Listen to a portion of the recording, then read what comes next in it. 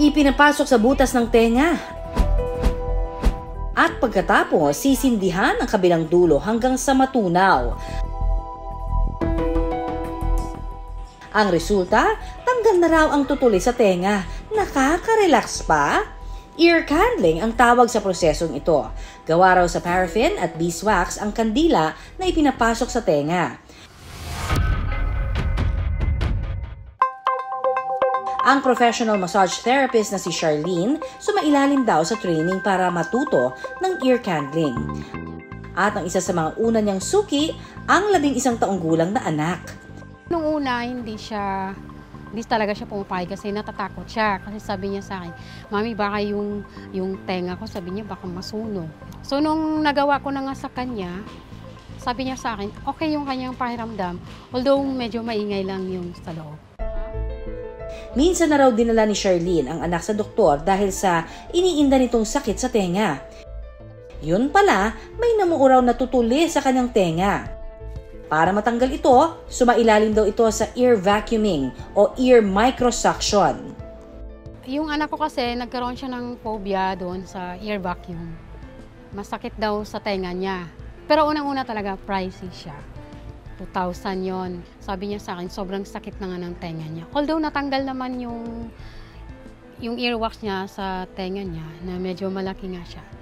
Kaya lang, ang hindi naging doon is, yung sakit sa tenga niya, dinamdam niya ng almost 1 week. Ayon naman sa ENT specialist na si Dr. Dominador Garduño, isinasagawa ang ear microsuction kung may mga impacted na cerumen. Ito po yung namuong mga tutuli na humaharang na sa ating ear canal. Nagkakaroon umano ng pamumuo ng tutuli dahil sa madalas na paglilinis ng tenga. Natutulak daw kasi nito paloob ang earwax. Posible itong magresulta sa pansamantalang pagkawala ng pandinig o di kaya naman ay pananakit sa loob mismo ng ating tainga. Nang matuto raw si Charlene ng tamang pagsasagawa ng ear candling, agad niya itong sinubukan sa anak. Para kasi kay Charlene, mas epektibo ito sa pagtanggal ng tutuli sa tenga. Sabi ko, kung papipiliin kita, ano bang gusto mo? Ibabalik pa kita doon sa ospital o yan na lang? So mas nagustuhan niya. Siguro nga dahil mas magaan siya, and then pangalawa, wala naman siya naramdaman na kahit irritation or anuman. And then natutunaw lang talaga siya. Ang pagkakaiba niya, yung the way na kung paano kinuha yung earwax sa tenga niya, walang sakit. Kumpara mo sa ear vacuum, yung pagtatanggal talagang masakit yon. Lalo na yung small spoon na panggamit talaga sa tutuli, masakit talaga yon. Compare sa ear candling is parang smooth lang. 2 hanggang 3 beses daw kada linggo isinasagawa ni Charlene ang ear candling sa anak. So, simple lang naman po yung procedure kung paano siya gagawin. Gumagamit siya ng ear candle na nabibili raw online. Inilalagay ito sa piraso ng karton o kaya ay paper plate.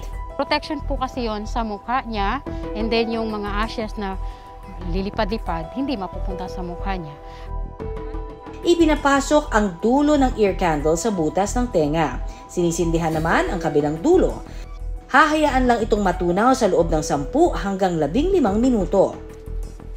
Huwag mo lang talagang susobrahan yung pagsindi mo ng kandila at babantayan mo talaga palagi yun.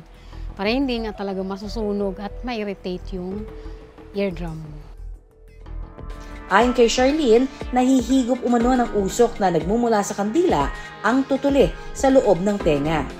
Habang nakasindi yung kandila na yan, umiinit yung wax na to, and then tuloy-tuloy yan na parang hinihigop niya yung earwax sa tenga ng bata. Umabot na siya doon sa guhit, tanggalin na natin. Kapag tunaw na ang kandila, binubuksan ang dulo nito para makita raw kung gaano karaming tutuli ang nakuha. So yan ang gawin. Para sa amin, dahil na-experience namin yan, malaki ang naitulong sa amin. Tulad ko, meron po akong migraine. Naka-experience ako ng 2 beses akong may ear candling. Mas paano na-lessen yung sakit ng migraine ko. Hindi na ako masyadong sinusumpong yan. Nawawala din yung stress natin sa katawan natin.